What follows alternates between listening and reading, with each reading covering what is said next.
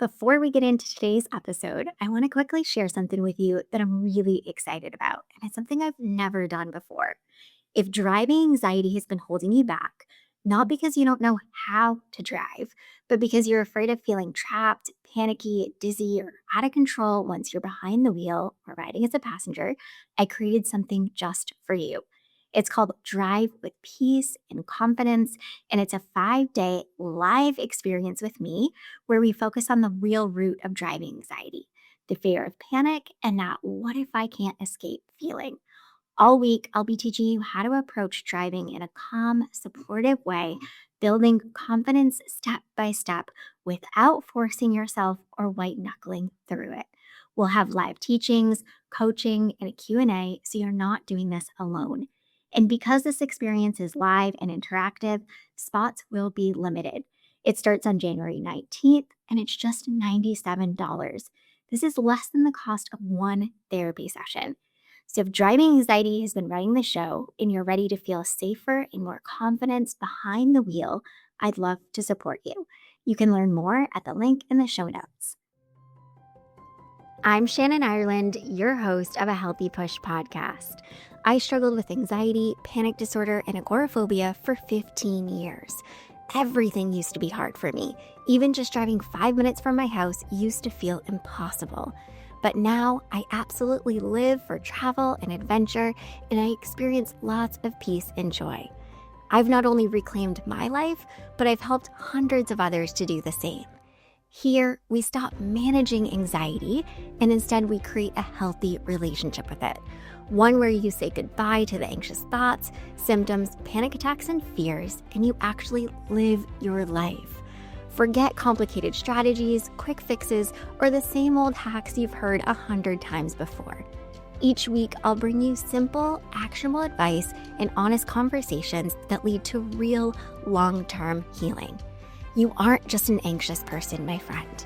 There are reasons why you're struggling with anxiety, and these are things you can fix and heal from. And this is where that journey begins. Welcome. You're right where you're meant to be. Hello, and welcome back to a Healthy Push podcast. I have a Panic to Be student with me, and I freaking love these conversations. And this one is going to be just so fun because it's with a student who just took Panic to Peace. We started, I think signups were in September, but we started maybe early October. And I can't believe this round is done already.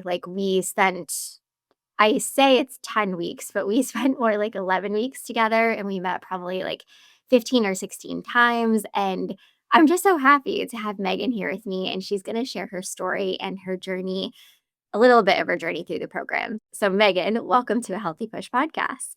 Thanks for having me. I'm excited. Yeah, I'm so excited. Okay, let's just start. Tell us a little bit about you. Okay, so I am 39 years old and I have 2 kids. I have 2 girls. They're 9 and 4. Kind of a little bit about my backstory is I never thought I had anxiety ever. And it started, to peek through at different points in time that now after taking your class, I started to realize that it was anxiety. Yeah, it's always so interesting because you either hear one or the other. Like, I never really thought I had anxiety, didn't really think I experienced it, or it's, oh no, I've like had it in my life sort of ever since I can remember.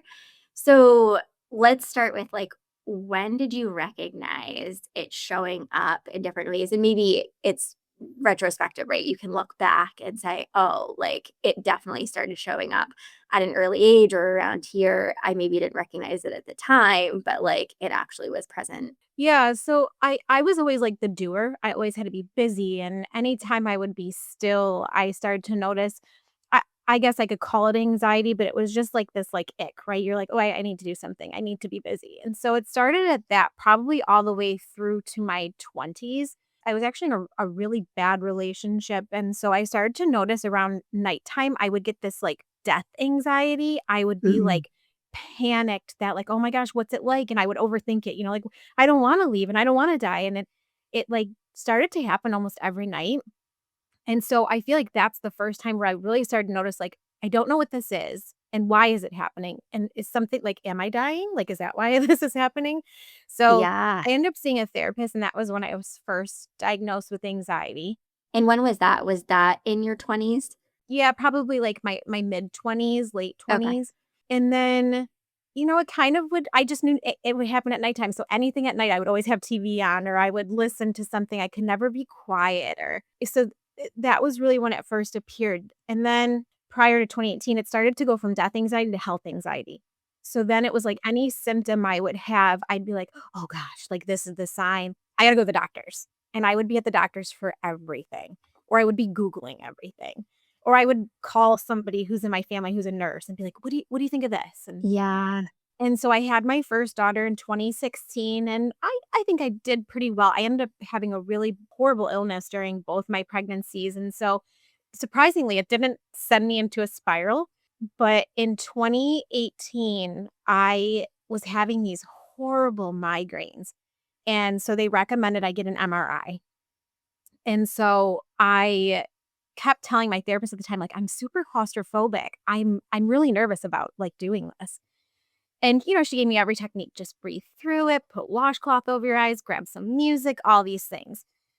And so when I got to the appointment, I said to the girl, "I am super claustrophobic and I'm really actually kind of freaking out about this." And she was like, "Oh Mm, my gosh, don't worry. People are so claustrophobic. We deal with this all the time. I'll give you this little button. You push it. Everything will be great. I'll be right here with you." I'm like, "All right, sounds great."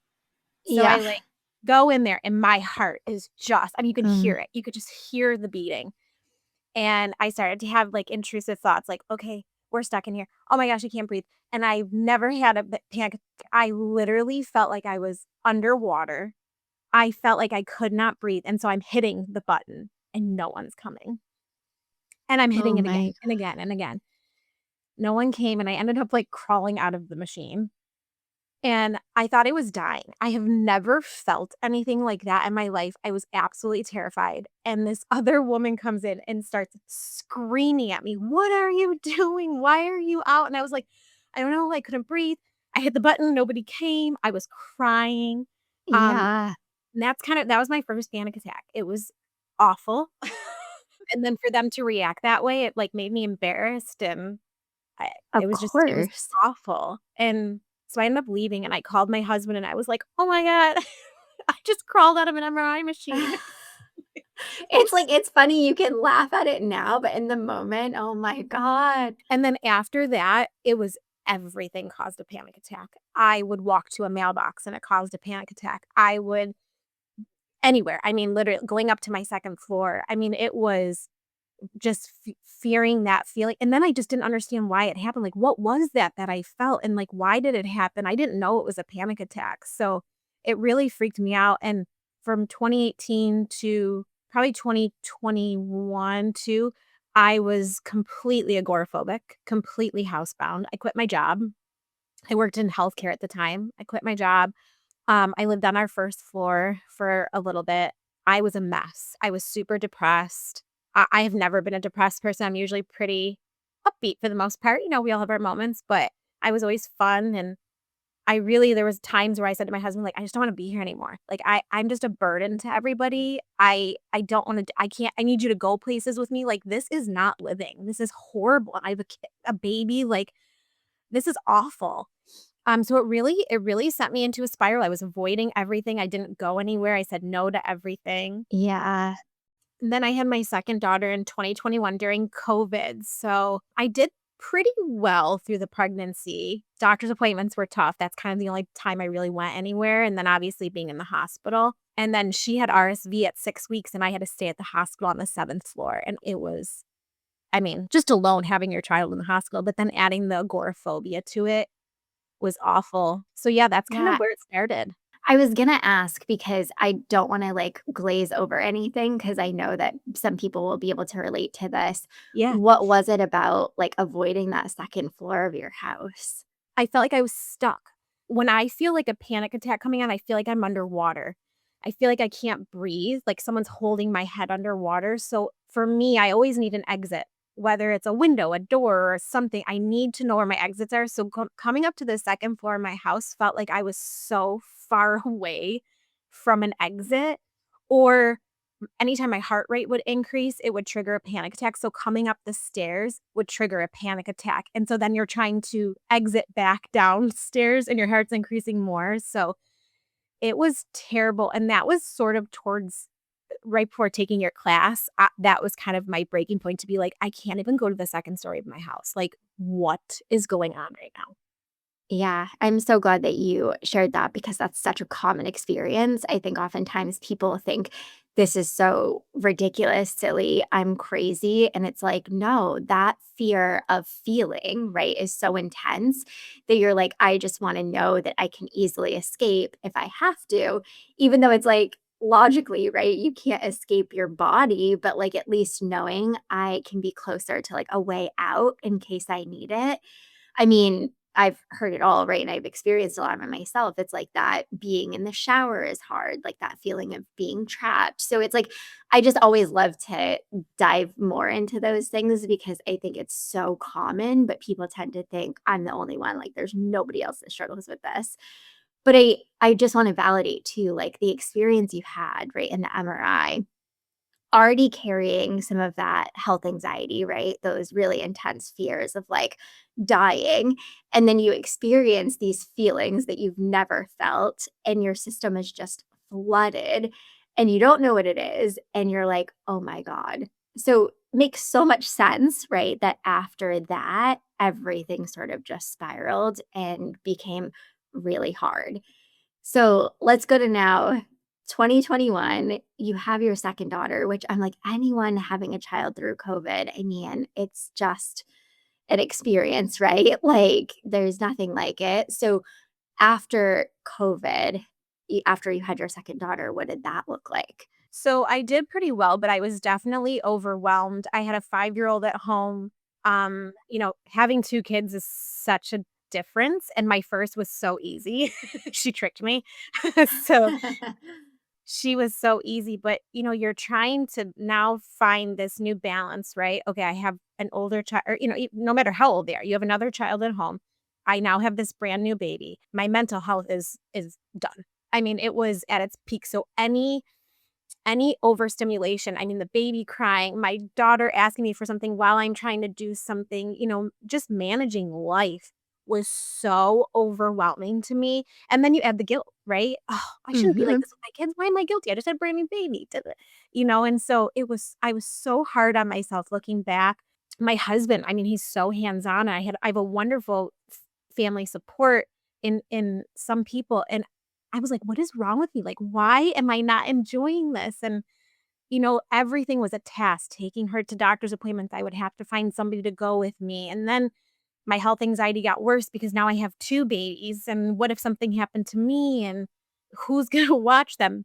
There are somebody to watch them, but, your mind makes this like, "I am the only person that can take care of my children." But then I was concerned now adding their health. So now I'm like, "Oh my gosh, if I feed them this, are they gonna have" I mean, it was just so overwhelming. When you're postpartum and hormones and Yeah. all that stuff, and at the time, my anxiety and depression was probably at its highest at this point, and so then at 6 weeks, she had RSV, and I had to take her, and I was like, "I cannot go to a hospital." Like, Yeah. this is hell. What am I gonna do? And now I mean, my child can't breathe, and now I have to deal with putting my stuff aside. And when they said we had to be admitted and I had to go to the 7th floor, I had a complete nervous breakdown. Yeah, it was really hard. And my husband had to stay home with our oldest because we didn't have anybody watch her. So I'm just there. My mom ended up coming and my stepdad, but still it was a battle. And it had its ebbs and flows with, being distracted with what was going on with her and then dealing with my own. But then after that, so from 22 really till 24, my world just kept getting smaller. It just, "Oh, well, I can only go 20 minutes from home. Well, now I can only go 10 minutes from home, and I can't go to a grocery store." I mean, I couldn't go anywhere. My daughter was we were virtual for a couple years, but then when we went back to school, she has things to do at school, and it was just I wanted to go and be there for her, but it was mentally and physically draining to go and do anything. Yeah. Okay, so of course I'm curious, and I'm sure the people listening are curious.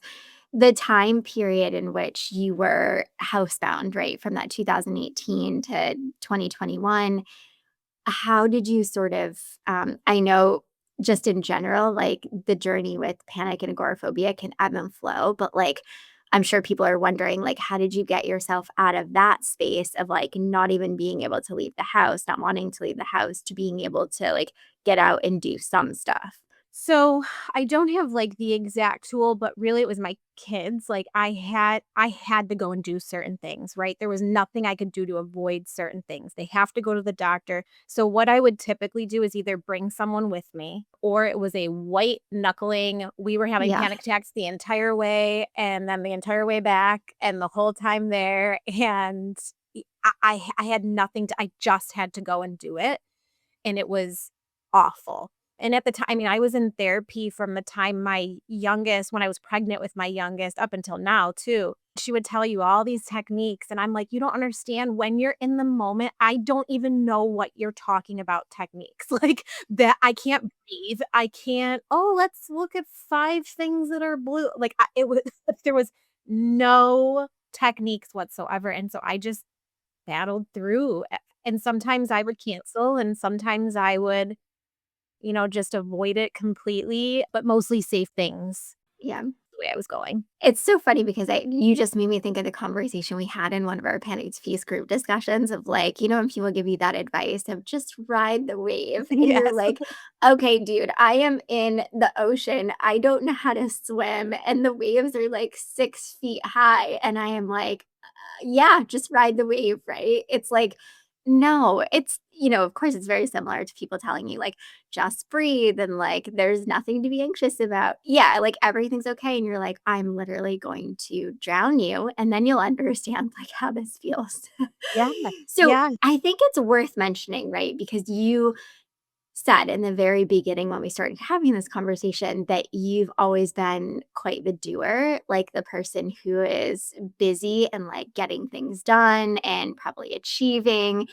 And I think oftentimes we see this in moms and women. You have a child, you become a parent, and a lot of that gets heightened, and therefore a lot of the anxiety gets heightened. And so it's sort of makes sense as you're talking. I'm thinking like, oh my gosh, yeah, you have a baby, right? It heightens a lot of the anxiety. You have another child through a pandemic, like it heightens the anxiety. So all of it like makes so much sense. And I'm just so glad that you're sharing that part of like the only thing kind of that pushed me to get out and do things was I had to. Like I didn't really have another choice. And I think we often hear that, right? Of like when I have to, I can do it.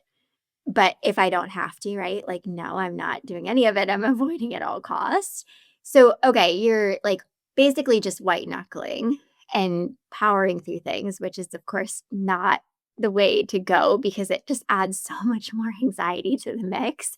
And then we get to this period, right? 2022, 2024, where you said things start to get really hard again. Like, what did that look like? I avoided everything I could avoid. I would get every excuse that I could give excuse. I almost say it now, like, I felt like a drug addict searching for drugs because I was like, "Okay, let's try this. Nope, that didn't work. Okay, let's try this. Let's read this book. Let's watch this movie. Let's sign up for this class." I mean, I was doing so much. And then I would be like, "Well, that doesn't work." I mean, I was very against medication because I was scared to take it. I had the health anxiety that I would have a reaction to it, and then that would, it was just then I have to go to the hospital. I don't wanna go to the hospital. So I fought that for a while. I bought CBD stuff. I bought magnesium. I mean, I have spent so much money on things and, it'd work for a little bit, right? You get that like, "This is it. This is Yep. what's gonna do it." And then it would be like the next day you'd be like, "Well, it doesn't work anymore. What happened?" And so then I did finally say I would go on medication, and I had a horrible reaction to it. So then I was like, "See? I told you. This is Yep. this is why." And I fought it for a little bit, but I went back on one for 6 months, and it did nothing. It made me feel terrible. Then, like, the entire time, it was like I was like, "Oh, get it out. Get it out. I don't like this. Like, I don't want it in my body." And so I started to do that, but really, like, I would do Instacart for grocery shopping. I would the hardest part is my kids would be like, "Can we go such and such place?" And I'm like, "Oh, no." And then I would feel guilty, and really at this time too, the self-talk was I say is so abusive at this point to myself. I mean, I would do one thing and it wouldn't, say I quote unquote failed. Yeah. I would be like, "You're a horrible you suck at this. You're gonna live like this forever." I mean, it was abusive. I mean, if you talk to somebody like that, right? If you talk to somebody else, you'd be like, "What are you saying to them? That's horrible." I really went very little places, and then in 2023, my dad unexpectedly passed away from a massive heart attack.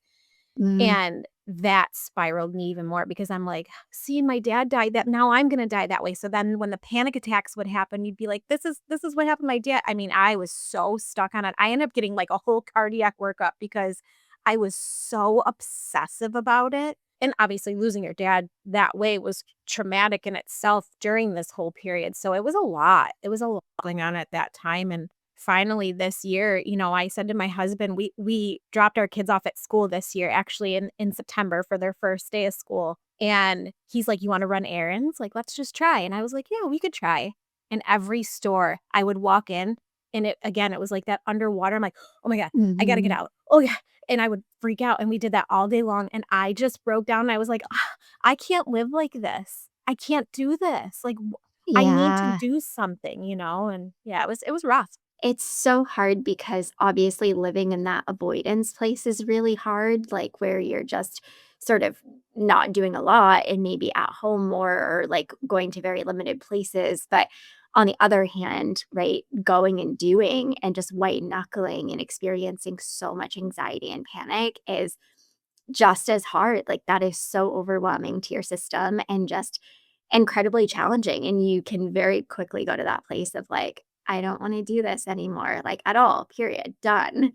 So, I mean, thank you for sharing that about your dad because I think those experiences, right? They're part of life. A lot of us do go through loss, of course, but you've carried this health anxiety, right? And this fear of dying, and then this happens to your dad. And of course, it sends you on this spiral. And I think this is worth saying, right? Like, naturally, for many, many people, this is going to have that effect anyway. Whether you carry anxiety or not, your brain is going to go to that place of, like, oh my gosh, right? Life is fragile.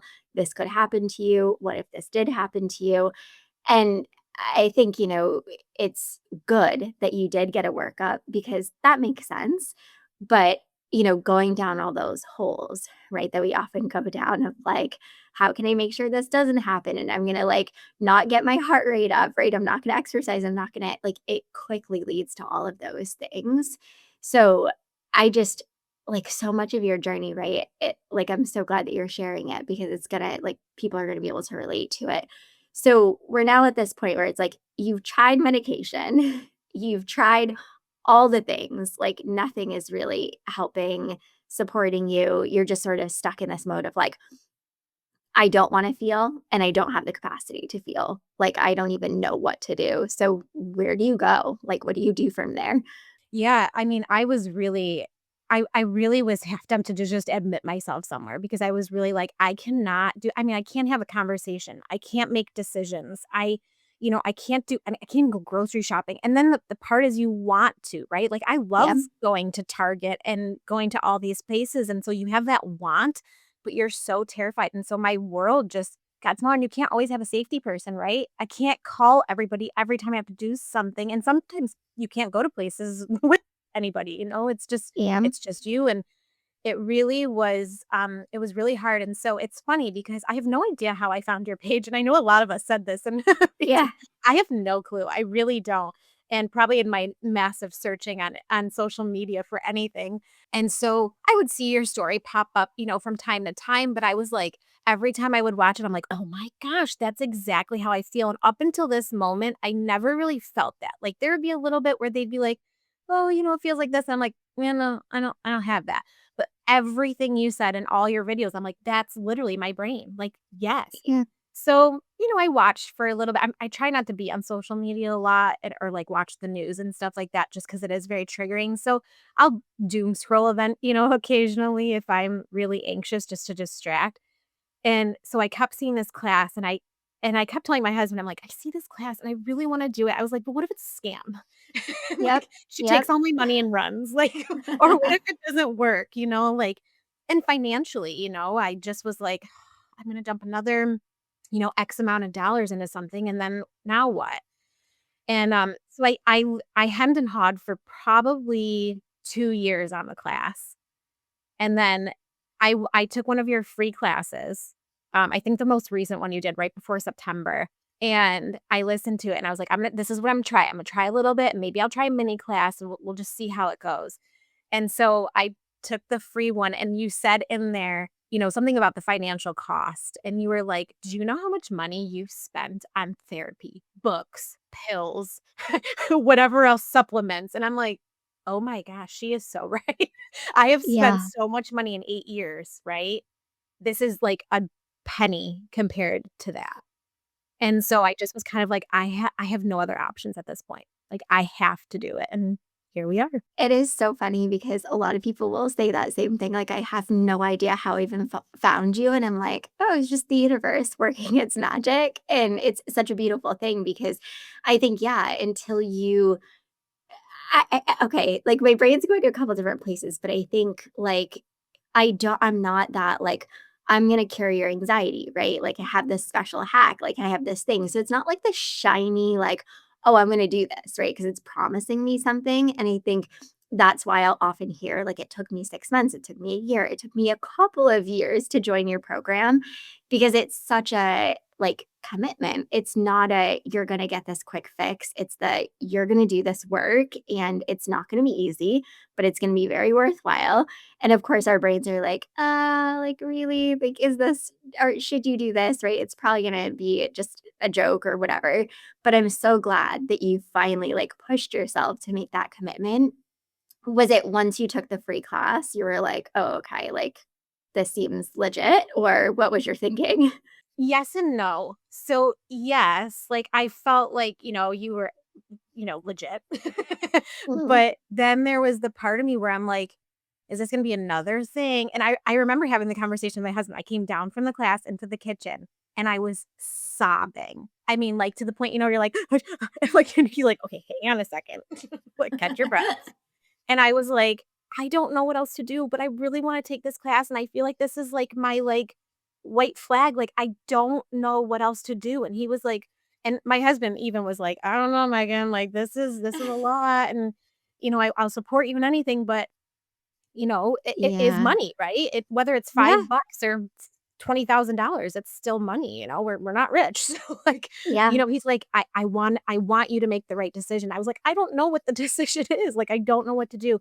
And it's funny, my daughter's birthday was on September 10th, and she said to me for her birthday, she goes, "I wanna go on a plane." And I was like, "Do you?"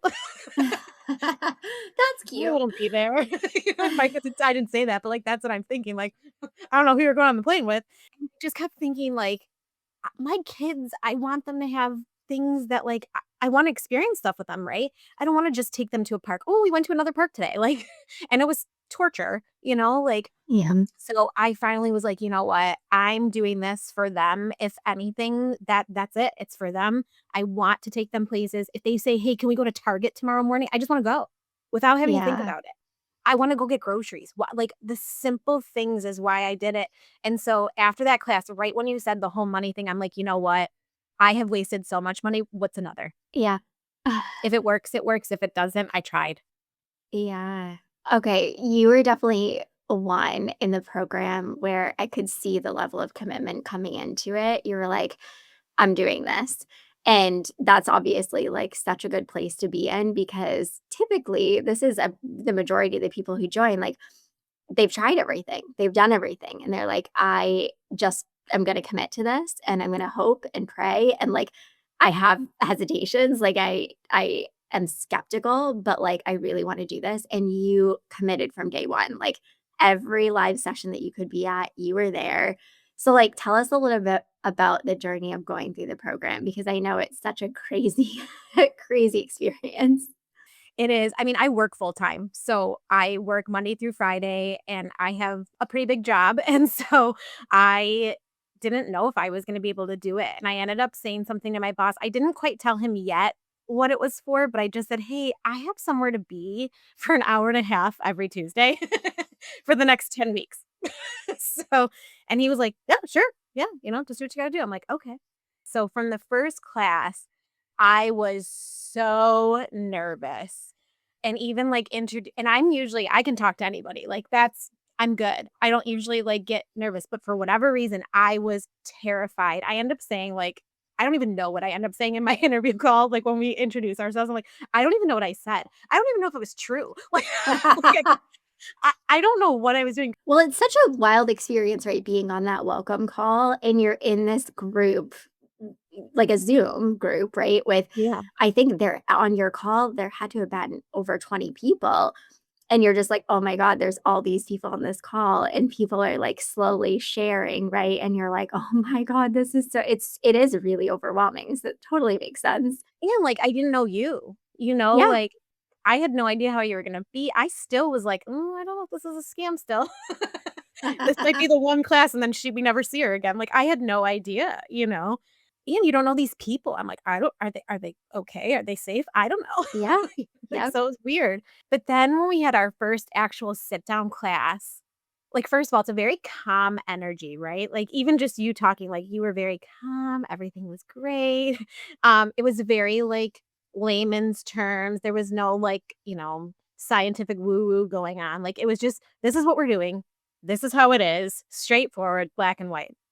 But then to hear everybody's story, I think was what was like, "Holy crap."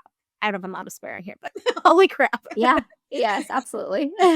And, I was like, "I cannot believe that there's 20 something other people from all over the world that literally are me." It was crazy.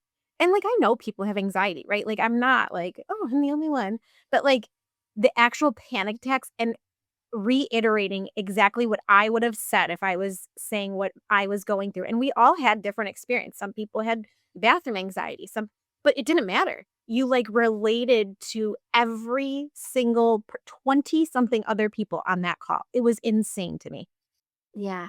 We can't experience that, right? Like, you can go to therapy, you can read the books, you can listen to the podcast, but, like, to be able to sit down in a, quote, "room" with so many other people who are experiencing very similar things as you, that's, like, not something that we ever get, and I think that's definitely one of the reasons why the program is so powerful because it's like we need that, the healing connection, and, like, you heal when you understand like it's not just you and you're not alone and you're not crazy and like this is all very like makes sense stuff and we're going to work through it together.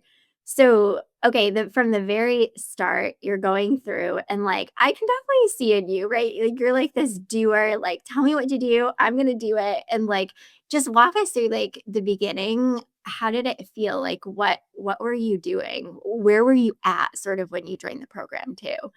So, when I first started the program, I mean, again, I couldn't go to the 2nd floor of my house. I couldn't work out. I couldn't do anything that increased my heart rate, which your heart rate increases throughout the entire day. Like, so I'm Walking basically avoiding upstairs. everything. If I had to do something, it was always with a safety person. A lot of avoiding. I mean, I avoided everything. So, at the start of the program, I was at my bottom. I mean, I couldn't take a walk with my kids. Yeah, I couldn't do anything. I mean, really, I could go on and on, but, like, you get the point, like, I literally could do nothing, and if I did do something, it was panic attacks for sure, multiple times a day, all day, and then you're exhausted. You are mentally exhausted after that day, and then you're short-tempered, you I couldn't hold a conversation, I couldn't make decisions. I mean, just even my husband be like, "Hey, what do you wanna do for dinner?" And I'm like, "I don't know. I don't know Yeah. what to do. I don't know. Everybody stop talking to me." Like, it was awful. The first couple of classes, I definitely didn't feel as overwhelmed as I thought I was gonna feel. I thought it was gonna be like, "Oh my gosh, I have so many tasks and I don't even know where to start, and what do I do?" And what like, I don't know. So I just started, like, with the whys and my goals. That was it. what are my whys? And I am not like an affirmation person. I am not like a like, oh, we're gonna, do this because I'm like, I have no idea. So I just kept saying my kids, my kids, my kids, my kids. That was my main focus because I felt like that was my motivation versus doing it for myself. So I had all over my computer, my bathroom mirror, and I think I said it in my first call, like, I wanna give my kids the things I didn't have, and I have it stickied everywhere. So my computer, my nightstand table, my bathroom mirror. So that's where I started. And then I did my goals. And I remember you saying, like, don't put goals on there that like you don't think are achievable. Stick them on there. And so I have like flying, and I'm like, okay. Like elevators. Okay. And I just listed little things. And at the time when we first started, my was making us go back in office 2 days a week. And I was like, I'm gonna quit my job. I'm gonna quit Yeah. my job because I am not going into office. It's not gonna happen. And so that was on my goal sheet. So I had all these like different goals that ranged, from I thought I could accomplish to things that I'd be like, yeah, we're not accomplishing this, but we'll write it down for fun. Yeah. Like, Yeah. and so after a couple, I would say like 2 weeks into the program, I really was like, okay, like it's starting to click. I could see a little bit of light. And it was really just the little stuff, we'll put in quotes. And so it really started with, like, you almost have to take it okay, like, you could do an exposure, right? And you can do it, you can white knuckle it through. That wasn't motivating to me. It still wasn't, like, clicking, and then I was getting frustrated. So I ended up just, like, taking it down a little bit and being like, "I need to change just one thing. We'll do self-talk, and we'll just stay there. Whether it Yeah. takes 10 weeks, whether it takes 18 weeks, I don't know. We're gonna do self-talk." And the self-talk, I have to say, was the game changer. Yeah, for sure. And it is for so many people because it's like that self compassion that you've never given yourself. It's like, can you imagine? It's hard enough to struggle with anxiety and panic and immense fear, but we make it so much harder, right? Because we're that asshole that's like, you're not doing enough. See, you're still struggling. You're always going to be like this. What's wrong with you? And it's like, holy shit, no wonder why we are having such a hard time, right? Having any capacity to feel and to face things. We're being a total jerk to ourselves all the time. And so it's like, it's such a beautiful thing when people arrive at this, like, oh my gosh, it's not about all this shiny stuff or hacks. It's like being nicer to myself goes a really long way. And I could definitely pretty instantly see that with you.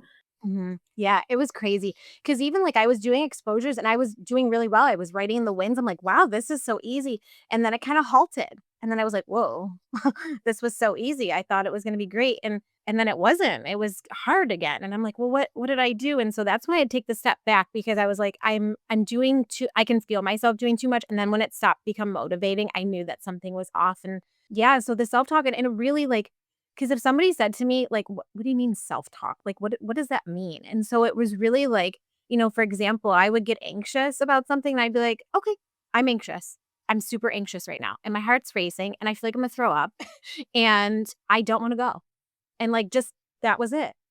And then I would just as I'm going through it, I'm like, "Megan, you've got this, like, you're gonna get through this." Almost like I would talk to, my friend or my child that they were scared about something. So it was really just changing that. But then it was also just being okay with whatever it was. If I didn't feel like doing something, stop putting the pressure, then don't go. Or, Yep. maybe we'll try. It was really just taking those little steps to be like, just the self-talk, and then just being okay and not putting the pressure on myself because what I started to notice in the beginning of the class, I'm like, "Oh, by 10 weeks, I gotta be healed.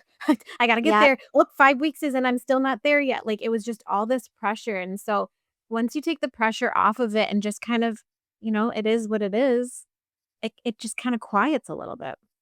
Yeah. And it was so good too to see like you developed so much awareness of your own like actions and behaviors, right, that were contributing.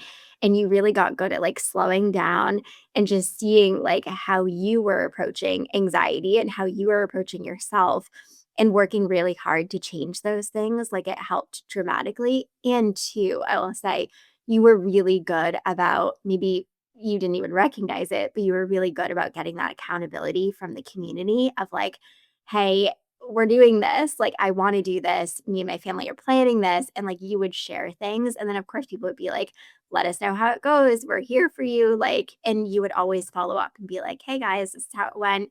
Like, you were really active. Like, you were an active participant, which is a game changer, right? Like, when you're in it, committed, and you're actually wanting to get that accountability of like, I'm here to get better and I want you guys to help me, like it is insane, right? The momentum that you can get from that. Oh, yeah. And even, like so I would say, like, the top 3 things that I think helped me in the class were the self-talk, the slowing down, just being okay with everything, but it was the community. I mean, I'll talk about that later, but the community is definitely up there too, but I do wanna focus on the exposure work. Yeah. That wasn't working for me. Like, I could go and do an exposure, right? Like, for example, when we were in class, I had to go into the office. I had no choice. So I'm doing exposure every Wednesday and Thursday, right? Whether I want to or not. So those other days, I would just say, like, "You did a really great job Wednesday and Thursday. We don't need to do another one, and if we do, then so be it." So, I mean, those were huge takeaways. It takes the pressure off yourself, but the community is ridiculous. I have never felt we have our own, like, chat group now through WhatsApp, and I have 15 best friends in my pocket whenever I need them. And, anytime we're all having a moment, like, one of us was struggling the other day and they were like, I'm freaking out. I'm in a parking lot. We're all like, call me, call me, call me. I mean, it was just like, and I say this actually to my therapist because she was like, if I were to recommend this class to somebody else, what would you say? I'm like, the teaching was great, right? You have like this person, this God, right? We're just going to say that. And they know it all, right? And they're giving you all this advice, but it's you then doing the work with your 15 best friends. It's insane, and how that clicks, I still have no idea, but Yeah. everyone's so supportive, and it just gets you through those moments where you're like, "I'm struggling right now, and I don't know what to do," and obviously, we don't have your phone, right? We can't call you every 2 seconds and be like, "Help me," but we have these other people who are struggling the same way to get you through. It's insane. It's always so beautiful. And like your group, I said this a few times throughout the program, but like your group was so committed. Like the same people, the same 20, I think it in total, I think there were probably 34 or 35 people in the group, but like the same 20, 21 people would show up live. Cause of course, not everyone can show up live and like people are watching the recordings, but like the same faces would show up every single Tuesday. And then we would have sessions sometimes on Thursday. And like everyone's there and like engaged and sharing and you really get to know each other, like you really do build a connection and you care. Like I personally care so much. I'm like, what's Megan doing, what's this person doing, what's that person doing, like how are they doing, like you really care just as much about their journey as you do your own. And that it's just something that you can't get anywhere else. Like it's so insanely powerful. And we would have like you said, we would do the teachings, but then after we would just have discussion and support. And like to see you guys talking to each other and supporting each other, it's like it's truly mind blowing. I'm like, how did these 34 people all land here, totally meant to be, and like just vibe and connect and like help each other so much to get to these places that like I'm sure a lot of you didn't think, like you wrote down the goals at the beginning and you're like, yeah, that's funny, that's cute, like I'm not going to do that. And then week after week I'd see pictures of like I went and did this, I went here with my kids, I went to the stadium, I went, and it's just like, oh my god, like it's so cool to see in action. It's nuts. I could never explain it to somebody, like, these people were strangers 10 weeks ago from all over the world. We had people in UK, Denmark, Czech, like, it Yep. was it's Florida, like, we have people from everywhere, and it is like we've known each other for years, and the support is just insane. But even, like, during our Q&As, you would, listen to someone's story, and I'd be sobbing, like, listening to some of their stories because you're so connected, number 1, because you're experiencing the same thing, right? But it is, you're, like, almost connected in just this very odd way, and you want them to succeed, and no one ever I did end up messaging you on the side, and I was like, "I don't like sharing because I feel like I'm bragging." And so everyone's like, "No, share, it's motivating me." And, I mean, I've never had anyone be unkind or not motivate me. Every single person responds to you. It's not like, "Oh, you have those same people that, like, motivate you." I get 15, 20 responses every time I post something, and it's great. Yeah, it's so crazy. Okay, so where are things at now? Like what are things looking like now?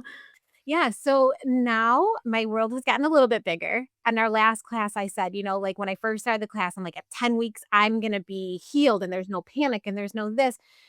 And I still do have anxiety. My panic is still there. It's quieter, but I am so much kinder to myself. The noise, I always say, the noise has quieted.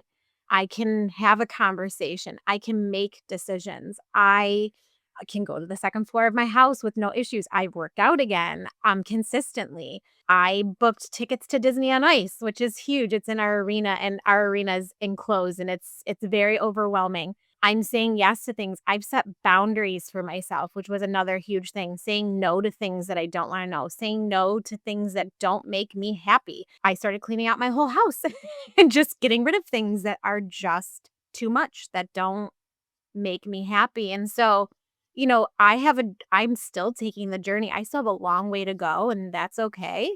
And I'll get there. Just simple things like the other day, I wanted to go somewhere. I had a lot going on this past weekend, and I was like, you know what? I'm just not going to do it today. That's fine. I'll do it a different day. It wasn't me avoiding. And then when I do know that I am doing things for anxiety and not just because I'm tired, I have to recognize that. Like, okay, Megan, we're not going because we're avoiding. So let's rework this and figure something else out. So it's just recognizing all those little, that's why I said in the beginning, like quote unquote little things. It's working on those steps to then when you get to the bigger thing, it's a little bit easier.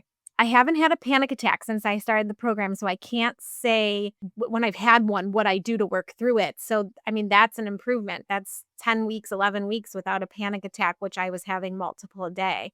Now it escalates towards it, but that self-talk, that compassion, that really just like, "All right, if it happens, it happens. We're just gonna sit here and deal with it, and we'll go with it," has really helped. So, we're working towards it. Yeah. Ugh, and I'm so insanely proud of you because what you've done right over the 10 weeks is you've built so much awareness and trust, self trust. And like, this is the stuff that really helps you to heal long term and like not have those moments, right? Where it's like, oh, I'm better and I don't have anxiety and like, I'm fine. And then, oh shit, nope, something happens, right? Life, stress, or whatever. And then, bam, you have so much anxiety again.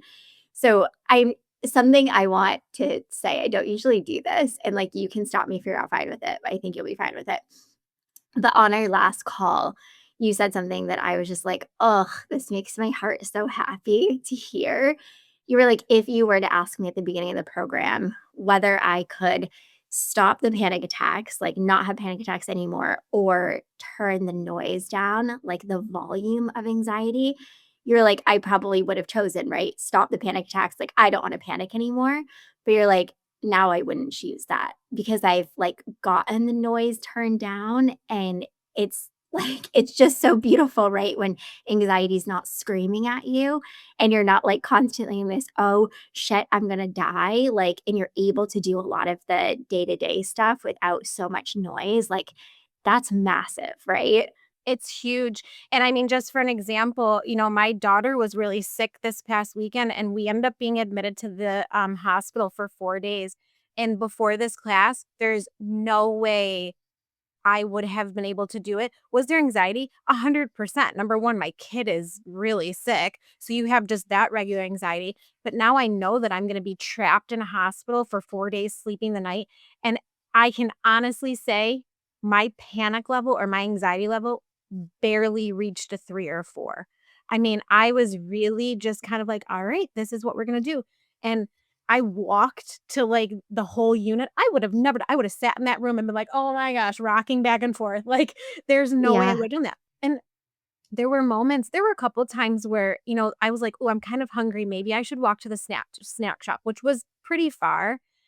And there were I knew I was avoiding a little bit, but I was like, "You know what, Megan? We're in a traumatic situation right now. We have a lot going on. We don't need to do an exposure right now and be like, ooh, maybe I could walk to Panera.' Like, we're just gonna like, we can't walk to Panera. It's fine. We'll walk back. We did a little bit. So just those little things ending our class a week ago, I mean, that's a huge improvement. I know, it is so wild, and it's like, of course, going through this program, right, everyone wants to have this expectation or have this, like, I'm going to be healed, right? And everything's going to be better in the 10 weeks. And I never, ever promise that because I can't, right? Like this, creating this healthy relationship with anxiety really takes time and it takes dedication. And I honestly don't think, like you said, I still have a long way to go. I don't think that you have a long way to go. I think that when you really like get honest with yourself and you stay committed and you keep practicing the things that you've learned, like you'll be able to do the things that you want to do in no time. So just keep doing, right? Like the things that you know to be helpful, like listening to yourself, slowing down, like honoring your needs, really paying attention and that self-compassion. Like all these pieces have been so insanely helpful for you. And if you keep carrying them, like I have no doubt, like you're gonna check off all those boxes, right? Get on the plane, do all the things. It's just been so beautiful to guide you on your journey and to help show you like you're so much more capable than you think you are. And just to have gotten to know you, like it's been such a beautiful experience. So Yeah, it really has.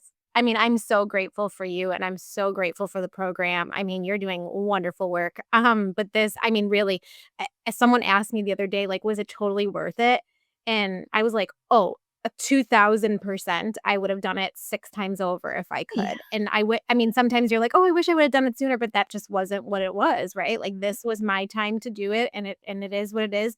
And it's funny because like it's a lot of people in our class like, "Well, I'm not doing exposures, I'm not doing exposures." I'm like, "But that's okay." We've come so far and it really is you never thought you'd be happy with those, like, little movements. You think like, "Oh, I've gotta accomplish all stuff," but I cannot tell you how happy I am with where I'm at, even though, like, those check boxes aren't checked, right? Yeah. So, it's Oh, crazy. well, Megan, I just thank you so much for coming on and sharing your journey and where you're at. And of course, at some point, if you are like, I want to come back and share where I'm at now, like I would absolutely love that. But I'm just so insanely proud of you. You've done such Oh, an amazing thanks. job. Thanks. Yeah, I would definitely do that. It would be fun. Ah, love it. I hope you loved this episode of A Healthy Push. If you have, I'd be so grateful if you could leave me a rating and review wherever you're listening to this podcast. This helps people to find the show and get the support they need. And if you know someone who could use a little push, be sure to share this episode with them. And for even more support, head over to ahealthypush.com for show notes and loads of tips, tools, and inspiration to help you on your recovery journey. I'll see you next week.